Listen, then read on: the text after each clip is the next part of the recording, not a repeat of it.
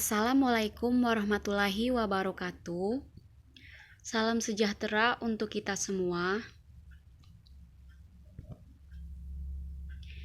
Di sini saya selaku perwakilan dari kelompok 2 kelas 1C Administrasi Publik, anggota kelompok 1 Aidil Fitriani, NPM 21010087, 2 Enandes Febri Ibrahim, NPM 21010092, 3 Muhammad Akbar Ligapi, NPM 21010090, 4 Saifuddin Yuhri, NPM 21010086, 5 Yeli Wulandari, NPM 21010089.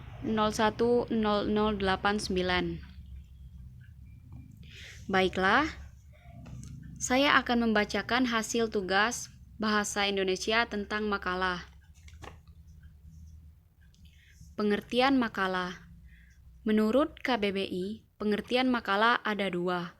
Pertama, pengertian makalah adalah tulisan resmi mengenai suatu hal yang pokok, digunakan untuk publikasi dan di persidangan, serta sering disusun dan diterbitkan. Kedua, menurut KBBI, pengertian makalah adalah karya tulis pelajar atau mahasiswa untuk memberikan laporan dalam rangka pelaksanaan tugas sekolah atau kampus.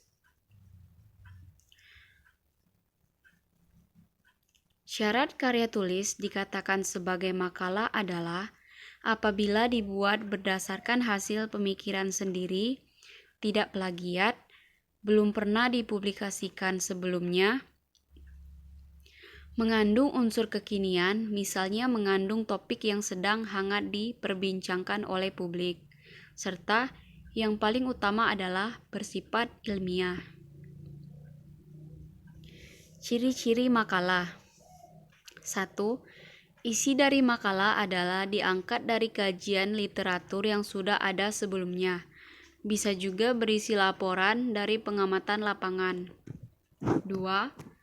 Presentasi makalah adalah dalam bentuk seminar, sidang, atau diskusi. 3. Bagian utama atau struktur makalah yang biasa ada dalam penyusunan makalah adalah terdiri dari pendahuluan, isi, dan kesimpulan. 4. Mempunyai sistematika dan kaidah penulisan EYD yang benar. 5. Sarana untuk mengukur kemampuan pelajar atau mahasiswa. 6. Menunjukkan kemampuan dalam merangkai berbagai sumber informasi sebagai satu kesatuan yang utuh.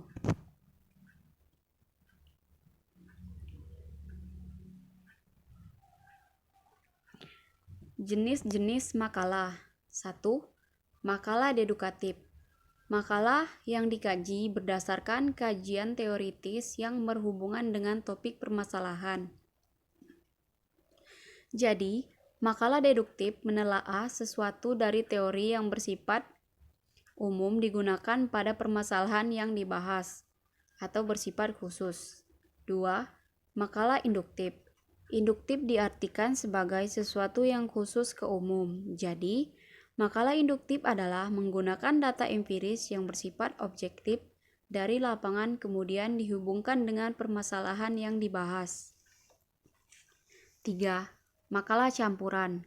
Makalah yang dibuat berdasarkan kajian teoritisnya dan data empiris yang didapatkan dari lapangan.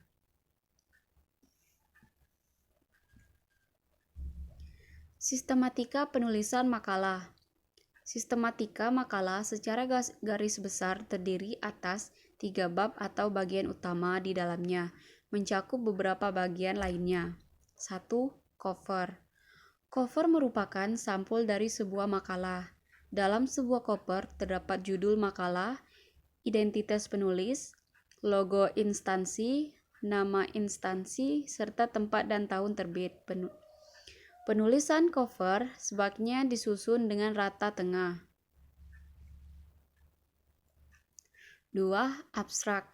Abstrak merupakan ringkasan atau bahasan pokok dari makalah, tujuan penelitian, metode penelitian, hipotesa, dan sedikit rangkuman dari makalah. Biasanya, abstrak ditulis dalam dua bahasa, yakni bahasa Indonesia dan bahasa Inggris. 3. Daftar isi. Daftar isi memuat informasi mengenai seluruh halaman dari isi makalah. Daftar isi berfungsi untuk memudahkan pembaca dalam mencari informasi yang ingin dicari di dalam makalah. 4.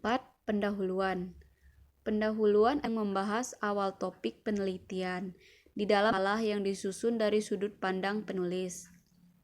Penulisan berisikan latar belakang masalah, rumusan masalah, dan tujuan penelitian. 5. Pembahasan atau isi. Sesuai namanya, pembahasan atau isi memuat uraian pokok dari topik masalah yang dibahas. Bab ini berisi penelitian yang dilakukan, metode penelitian yang dilakukan, rincian lengkap objek yang diteliti, serta penjabaran hasil data yang sudah diteliti. 6. Penutup. Penutup merupakan bab yang terdiri dari subbab, kesimpulan, dan saran dari isi makalah yang diteliti. 7. Daftar pustaka. Daftar pustaka memuat seluruh referensi yang dicantumkan dalam membuat makalah. Biasanya, referensi dapat dicari dari buku, jurnal, dan artikel dari sumber yang kredibel.